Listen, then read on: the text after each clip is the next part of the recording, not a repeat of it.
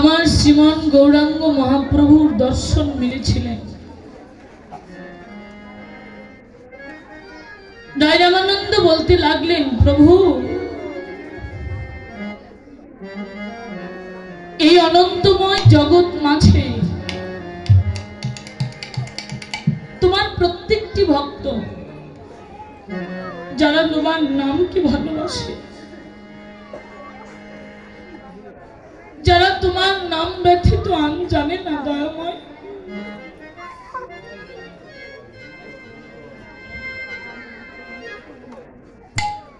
যারা তোমার গুণগান ব্যথিত আন জানে না, অনন্ত ব্যস্ততার মধ্য দিয়েও তোমাকে যারা সর্বক্ষণে ভাবে, প্রভু তাদের অন্তরে শুধু একটি মাত্র স্বাদ, একবার তোমার মধুর সঙ্গ লাভ করা। হরি বল হরি বল। দীনবন্ধু হয়ে শুনেছি তোমার ভজন করলে নাকি তোমাকে পাওয়া যায়।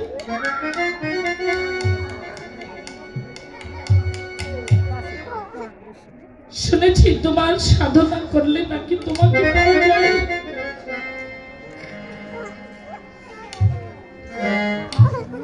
শুনেছি তোমার স্তব করলে নাকি তোমাকে পাওয়া যায়।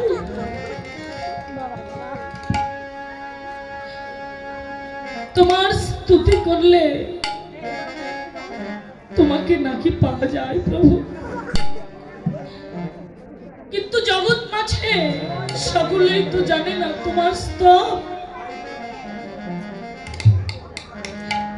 সকলেই জানে না তোমার স্তুতি, সকলেই জানে না তোমার ভজন। প্রভু যারা তোমার ভজন সাধন স্তব স্তুতি কিছুই না জানে,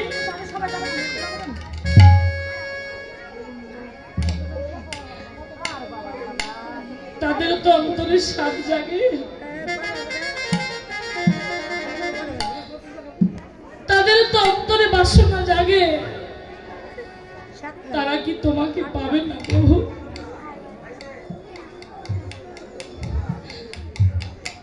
মহাপ্রভু বললেন, পাবে রামানন্দ।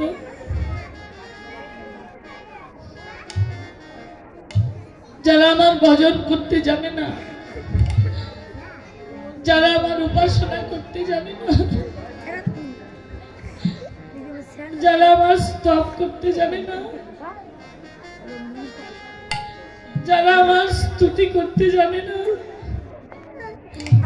যারা আমাকে মধুর করে ডাকতেও জানে না,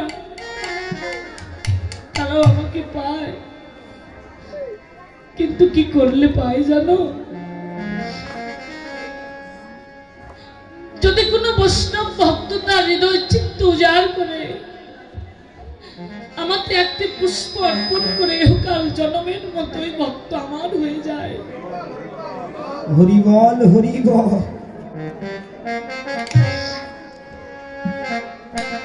রামানন্দ বললেন, প্রভু ভক্ত যে তোমার চরণে পুষ্প দান করবে, পুষ্প অর্পণ করবে, যদি তাদের হৃদয় বাগানে পুষ্প না ফোটে তারা কি দেবে?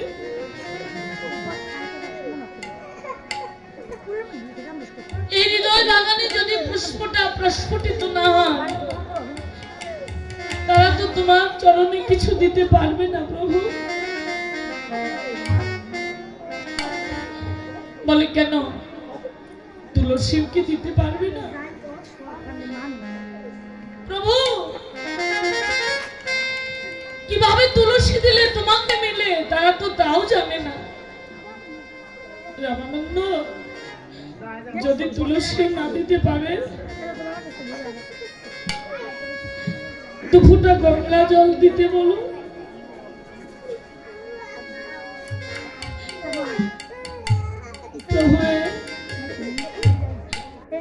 তাদের গঙ্গা জল নেই, গঙ্গা জল না থাকলে কি দেবে?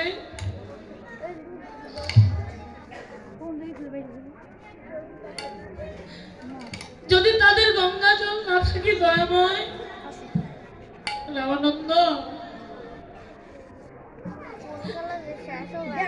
কেন থাকবে না আমার ভক্তদের গঙ্গা জল?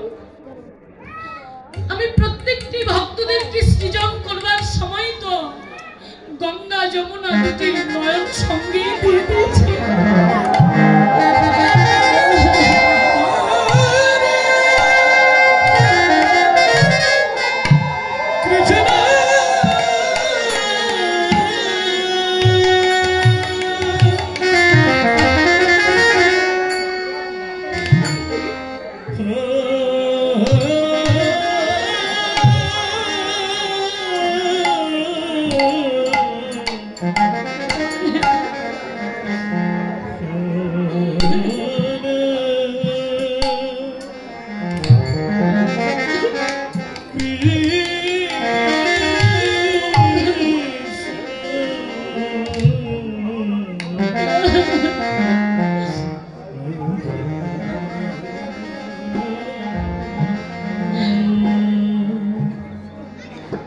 প্রাণ গৌর হে,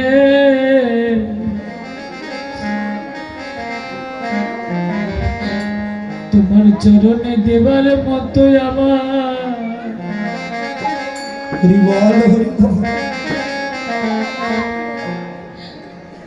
আমার কিবা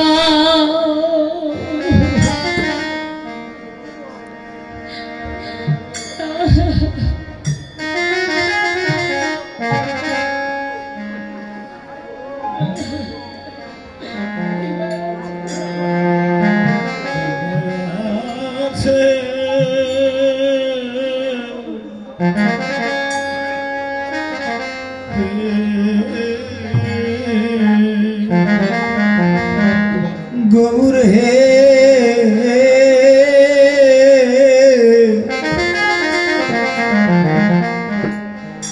তোমার চরণে দিবার মতো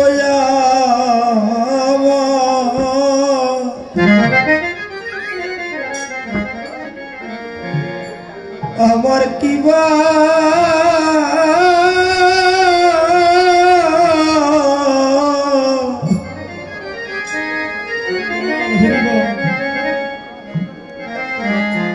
কিবা আছে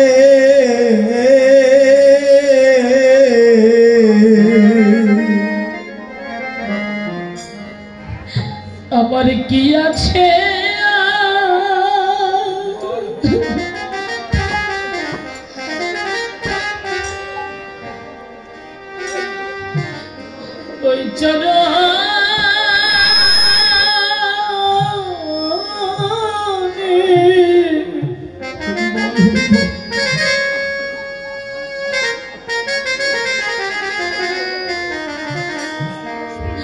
ওই চরণে কিবা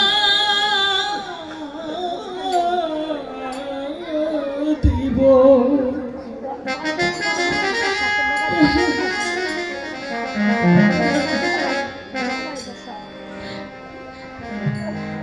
আমার দিবার মতো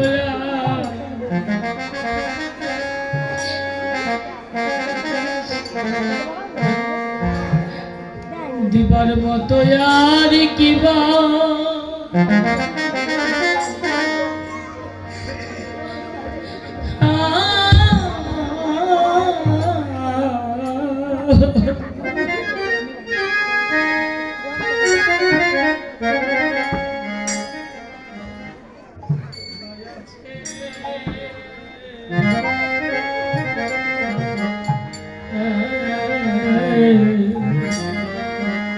আমার কি আছে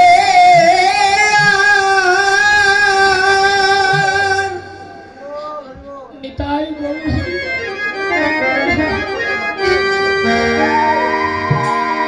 কি আছে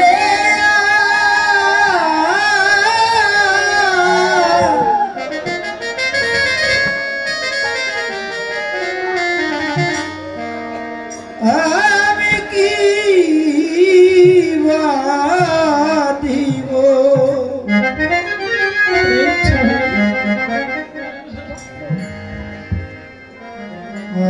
দিবার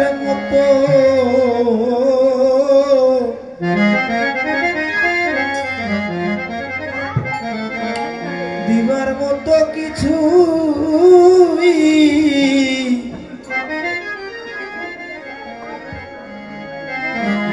কিছুই নাই হে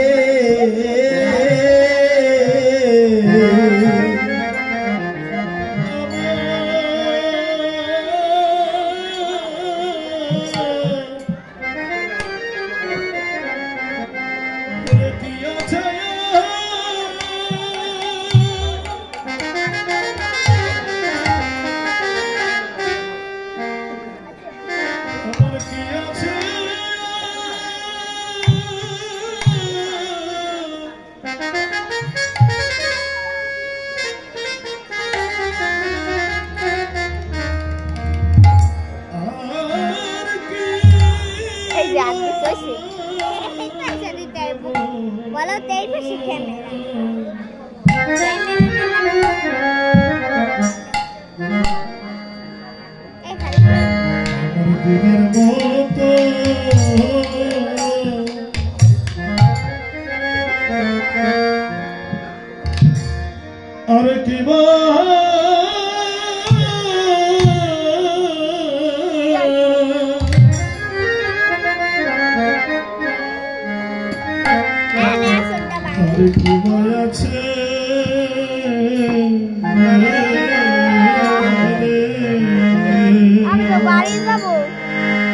আমার কি আছে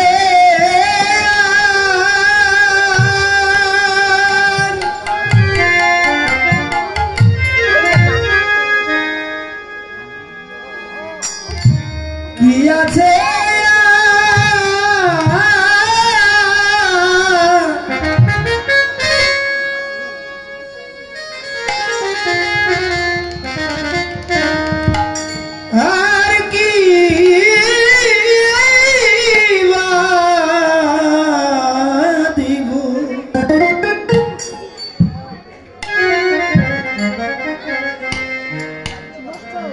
আমার তো দিবার মতো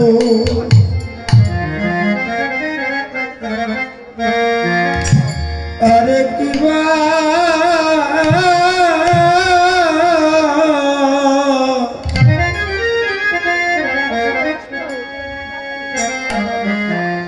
কিবা আছে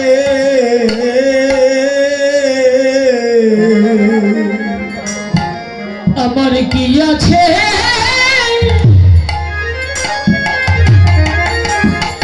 গৌর হে তোমার চরণে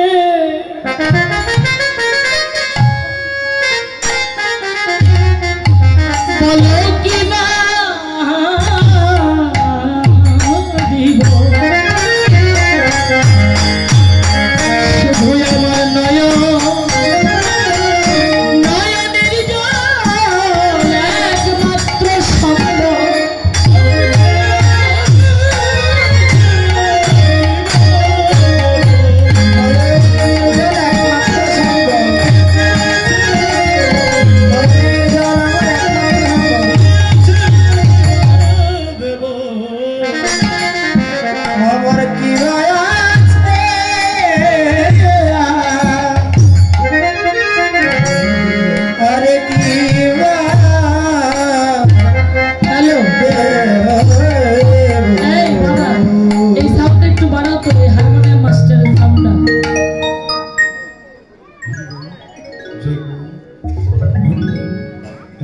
बढ़ाओ तू बढ़ाओ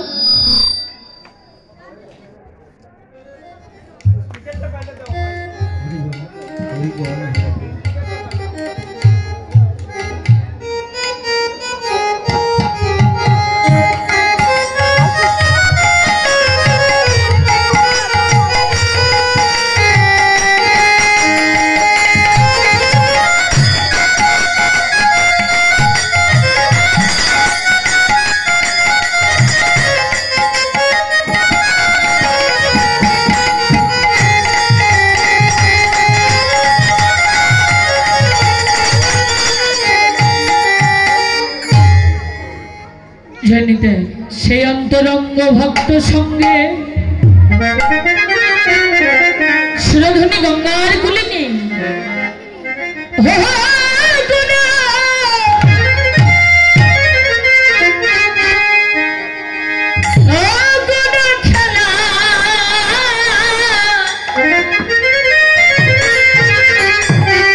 হালকা করে টিকো দাও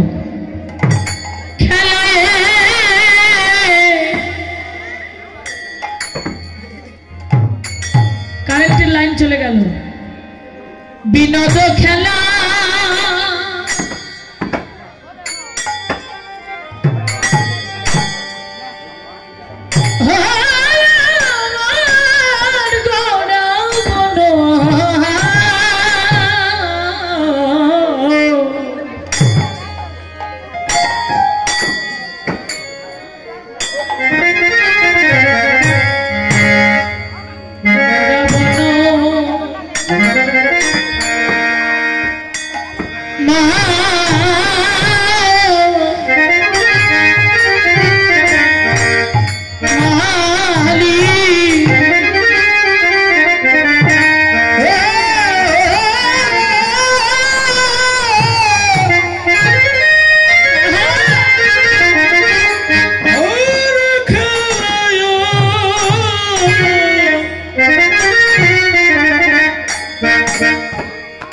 বিনোদ খেলা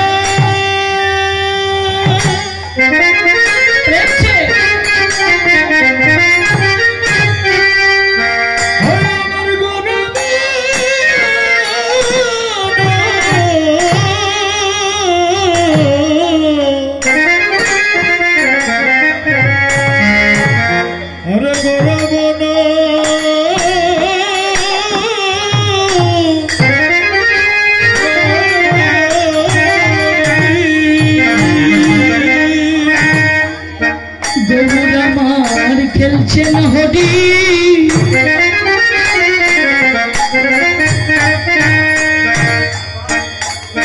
হরি নামে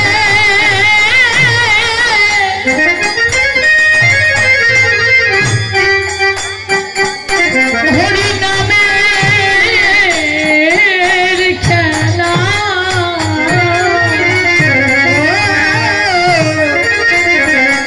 দেখছে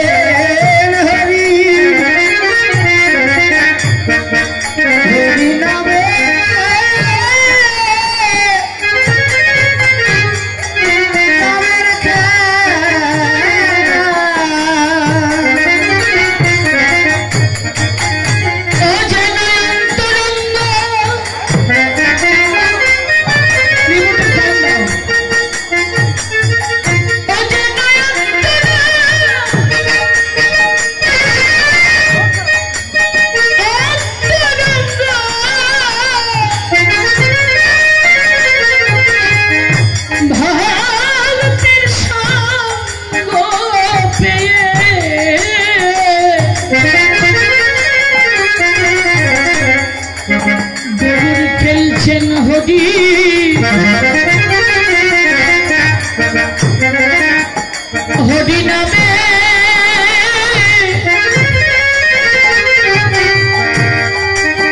হরি নামে খেলা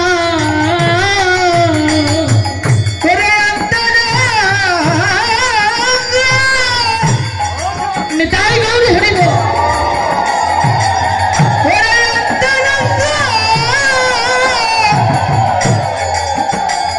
কারেন্টের লাইন চলে গেছে আবার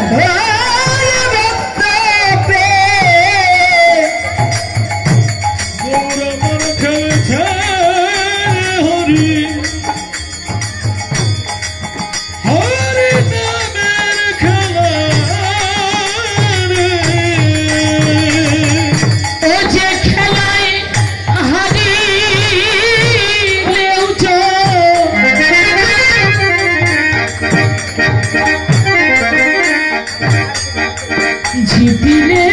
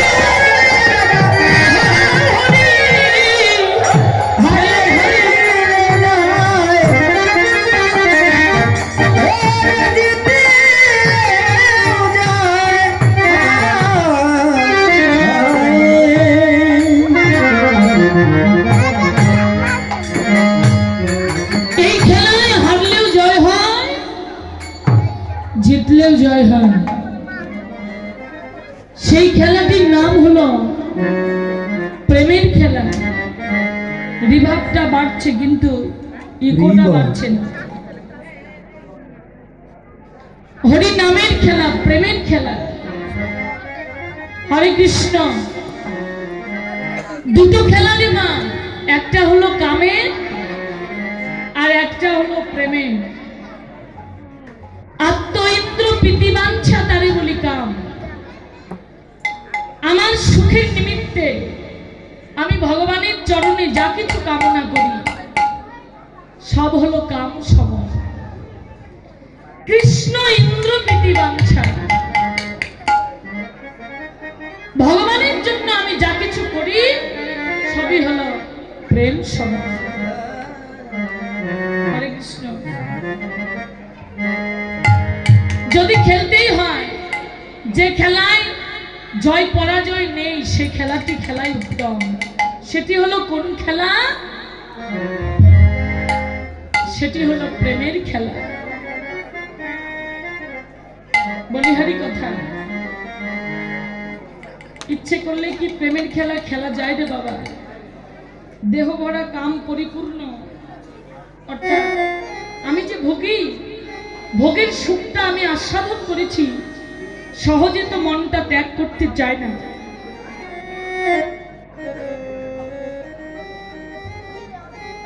ইচ্ছে করলে কি ত্যাগী হওয়া যায়? মুখে বলা এক, কর্ম করে দেখানো আর এক। বলাটা যত সহজ, করাটা ততই কঠিন। ত্যাগী হওয়া এত কঠিন, এত দুর্লভ। তা বাস্তবে আমি বলি আমি ত্যাগী, আমি ভোগী নয়। কবে কামকে ত্যাগ করেছি? সাধু পথে নেমেছি, ভজন পথে নেমেছি। যদি জিজ্ঞাসা করা যায়, বাবা প্রভুর নিত্য সেবা দিচ্ছ, 1 লক্ষ মালা জপ প্রতিদিন,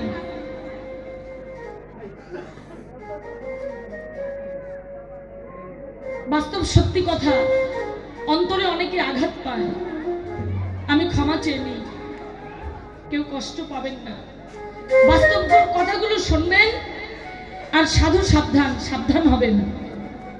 এমন চরিত্রটা বর্জন করবার আমিও করব চেষ্টা, আপনারাও করবেন। মুখরোচক কথা, মিথ্যে কথা বলাটা অন্যায়, পাপ, অপরাধ। লালন বললেন, সত্য কথায় কেউ নয় রাজি, সবই দেখি টানা নানা। জাত গেল বলে একই আজব কারখানা। জাতির বিচার করলাম, কিন্তু আমার বিচার আমি করতে শিখলাম। 30 বছর ধরে এই ভজন পথে নেমেছি। গল্প দেই, ভাগবত পাঠন করতে শিখেছি, কীর্তন করতে শিখেছি। আমার মতো কত অধমরা বলে, কেউ বলে আমি ব্রহ্মচারী। শুধু রতিটাকে স্থির রাখলেই যে, বিবাহ বন্ধনে আবদ্ধ না হলেই যে ব্রহ্মচারী হওয়া যায় তা কিন্তু নয় বাবা। ব্রহ্মচারী হওয়া বড় কঠিন, বড়ই দুর্লভ। 16 আনা নিয়ে এসেছি জগতে। একমাত্র পরিপূর্ণ রয়েছেন পুরুষোত্তম ভগবান শ্রীকৃষ্ণের। তিনি অটল, অক্ষয়, অমর, অবিনশ্বর। তিনার কোনো টল নেই, তাই তিনি পুরুষোত্তম। তিনি একজন পুরুষ, আর আমাদের ক্ষয় আছে, বিনাশ আছে, বিয়োগ আছে বলে আমরা প্রকৃতি। আমাদের সেবার জন্য পুরুষ তিনি, আমরা কেউ পুরুষ নই। আমরা ভোগের সুখটা আস্বাদন করি। আমি বিবাহ করি নাই তাই বলে আমি উচ্চকণ্ঠে অহংকার করে বলতে পারি না আমি ব্রহ্মচারী। আমার নয়নের দৃষ্টি আছে, নয়নের দৃষ্টিতে আমার লোভ জাগে, এও কাম সম। জিহ্বায় লালসা জাগে, এও কাম সম। মনটা আমার চঞ্চল, কিছু দেখলে পেতে ইচ্ছে করে, তাই না? এও তো রতি ক্ষয়ের এক বস্তু। তবে ধরে রাখতে শেখো, ত্যাগ করতে শেখো, কিন্তু অহংকার দিয়ে নয়। যখনই অহংকারের ঘরে যাবে ভগবান তৎক্ষণাৎই বিলম্ব না করে পতন করে দেবে। দু চার সিঁড়ি উঠতেই তোমাকে এমন করে ফেলে দেবে, তুমি আর পায়ের নিচে সিঁড়ি পাবে না, পদার্পণে তুমি মাটি খুঁজে পাবে না। অহংকার ত্যাগ করো, আস্তে আস্তে তুমি ভোগটাও ত্যাগ করো। নিজে না পারলে চৈতন্য গুরুচরণ আশ্রয় করে করো। গুরুর নিকট বাঁচা মরার কৌশলটা নাও। দেহে কাম থাকবে। হরে কৃষ্ণ। ও দাদা, ওখানে অত গ্যাঞ্জাম কেন দাদা?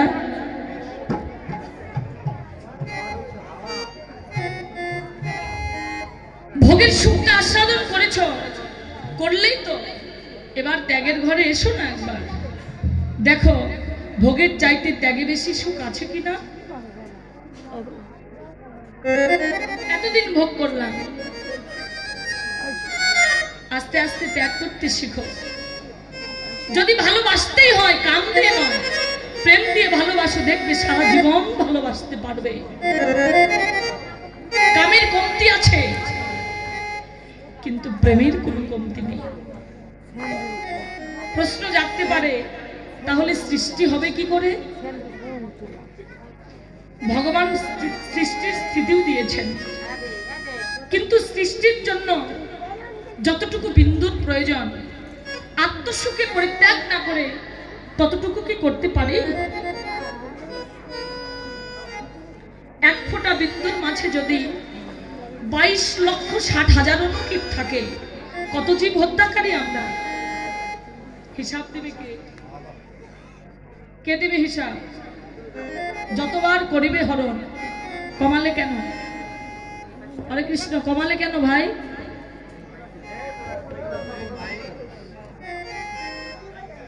যতবার করিবে হরণ ততবার লইবে জনম।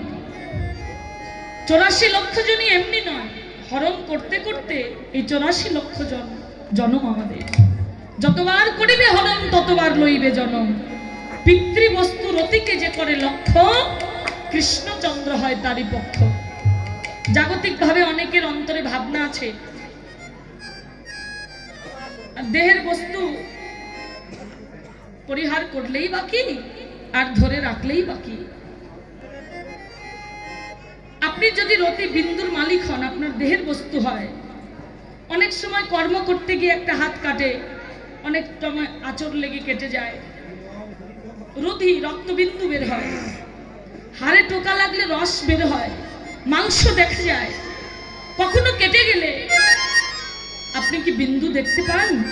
কেউ পায়? পেয়েছে? পায় না, কারণ ওই বিন্দু, ওই রতির মালিক আপনি নয়। এ হচ্ছে আনন্দ সত্তা, কর্ষণ শক্তি। কৃষ্ণ কর্ষণ করে যিনি আকর্ষণ করেন তিনি কৃষ্ণ।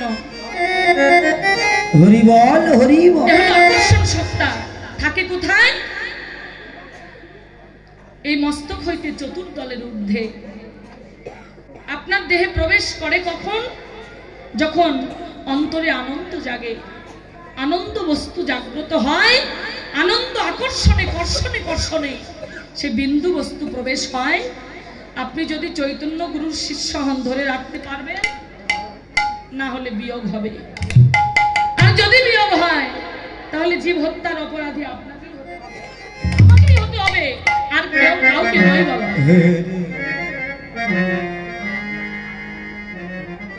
স্তব স্তুতি সাধন ভজন মন্ত্রতন্ত্র শিখলে একজন জ্ঞানী কিংবা বিদ্বান কিংবা পণ্ডিত হওয়া যায়, কিন্তু বিশুদ্ধ একজন বৈষ্ণব হওয়া যায় না। বই পুস্তক পড়ে তো মন্ত্র অনেক শেখা যায়, স্তব স্তুতিতে যদি পাওয়া যেত, আমার আপনার চাইতে কত যোগী মুনি ঋষি ছিল, তারা পেত। অন্ন ত্যাগ করে যদি ফলমূল খেয়ে ভগবানকে পাওয়া যেত, তাহলে কত বাঁদর বাঁদরা আছে, তারা তো ফলমূল খেয়ে সারা জীবন কাটিয়ে দেয়। যদি দুগ্ধ পিয়াকে দুগ্ধ খেয়ে ভগবানকে পাওয়া যেত তাহলে শিশু বৎসবালা যারা দুগ্ধ পান করে বেঁচে আছে তাই না, তারা পেত। মৎস্য ত্যাগ করে কত অজামিগী মৎস্য ত্যাগী তারা পেত। মীরা কহে বিনা বৃক্ষে নহি মিলে নন্দলালা।